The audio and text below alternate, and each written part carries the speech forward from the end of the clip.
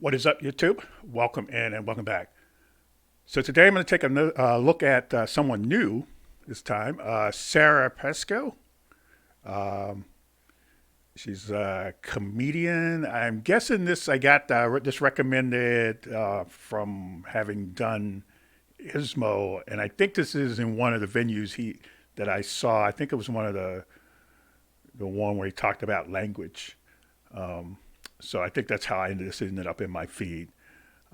So yes, let's see if she's funny or not.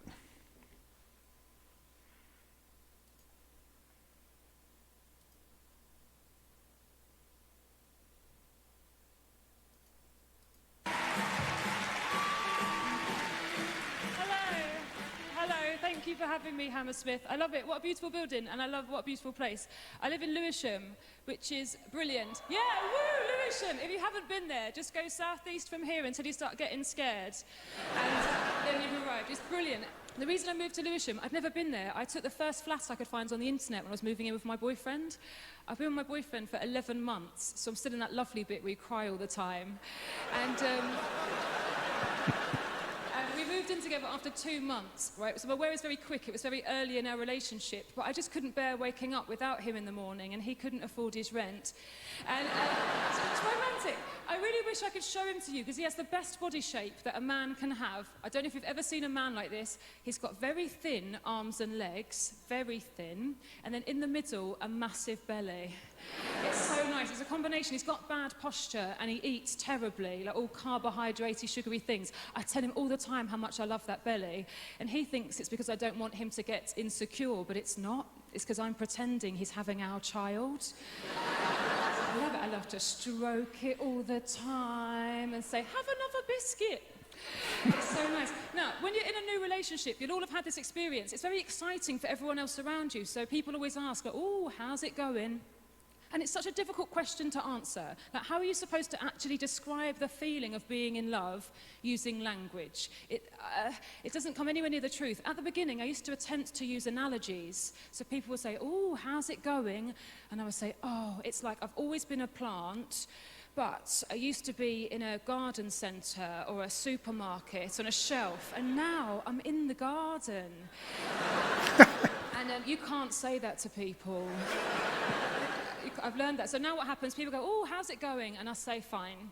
And, but then my friend the other day, she said, well, you don't seem very happy. And I said, yeah, that's because I'm not with him, I'm here with you.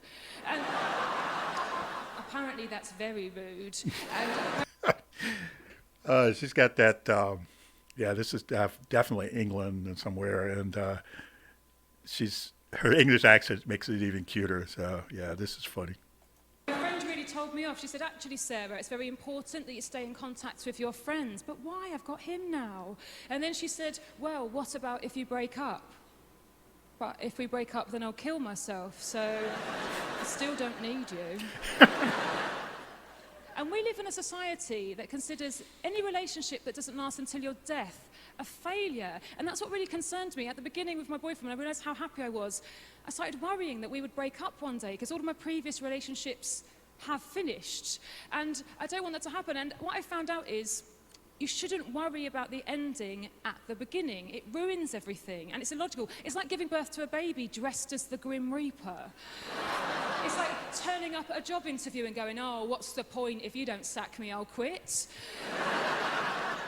And so that's why I was thinking about other couples. I thought a lot about Adam and Eve, because they, of course, were the original couple. And yeah, sure, at the beginning, it's all magical. It's all staying up late, counting each other's ribs and laughing. But over time, the magic fades. He's boring. She's off talking to wildlife and comfort eating. And then their landlord kicks them out. One of their kids kills the other one. And if they can't make it work in paradise, what chance have I got in Lewisham? Oh man, that's good. We don't have a lot of problems. It is early days. The two things we have, me and my boyfriend, we always have a row when I'm getting dressed, because he thinks it takes too long, and he doesn't understand that I have to try on all of my trousers, because some of my trousers are liars, and they lie about the shape and size of my legs.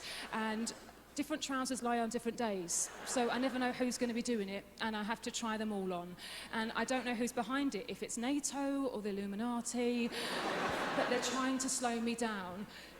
And the other thing, I don't like leaving him alone in the house because I'm worried he's having sex with somebody that he thinks is me. Yes.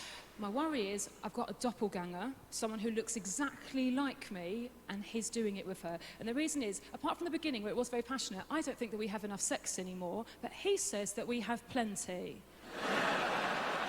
Which makes me think he must be having it with someone he thinks is me when I'm not in the house. And that's annoying on 2 levels. Like, number 1, he's cheating on me behind my back, and number 2, I'm not allowed to have a go at him about it because he thought it was me. I mean, what if she said she was me? That is the kind of thing I would say. Now,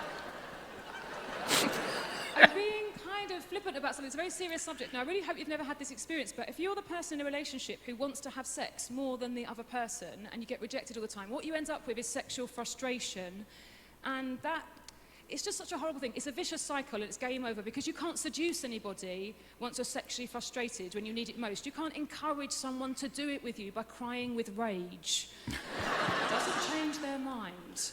And I've tried talking about it both on stage and to his mum, and for some reason it's not helping. I can't talk to my mum about it. My mum's brilliant and I love her and respect her, but she has very bad advice, especially about sex.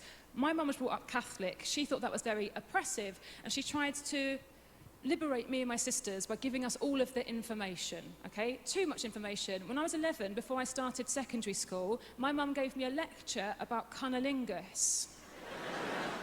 In preparation for secondary school. My mum told me what it was, and then she said that whenever I went to bed with a boy, I was to insist that he do this as a mark of respect. Now, I look back as an adult and I think, oh, I can see what my mum was trying to do. She obviously wanted to empower me to find my own pleasure. It had the exact opposite effect. It ruins everything. There is no way you can enjoy yourself with a man between your legs if you're thinking, Mum would be proud. Very similar kind of age. I still would have been in the first year at school, so about 11. I must have heard somebody using the word twat, right? I must have picked it up, because in a row with my mum, I called her a twat. And she was very angry, but also calm. And she stopped me, she said, that is a very ugly word about a very beautiful part of the female anatomy. And then she drew me a very, very detailed vagina. It's a demonstration of her point. So obviously what happened was, the next day at school, I heard somebody calling somebody a twat, and I marched over and said, no, actually it's a very ugly word, but a very beautiful part of the female anatomy, and I drew them a very, very detailed vagina. So subsequently at school, for 5 years, I was known as a raving and predatory lesbian.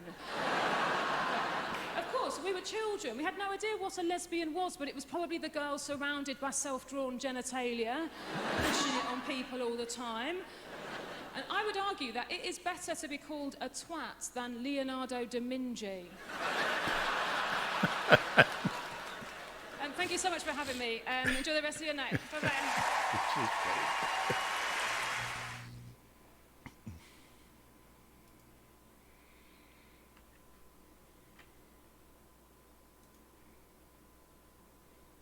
That's funny. That was funny. Yeah, it's always I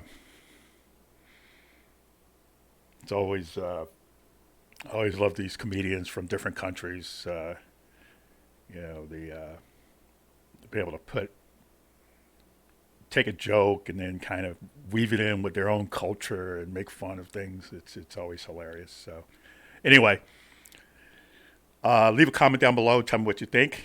And if you found this interesting, like, comment, and subscribe. And we'll see you later. Bye.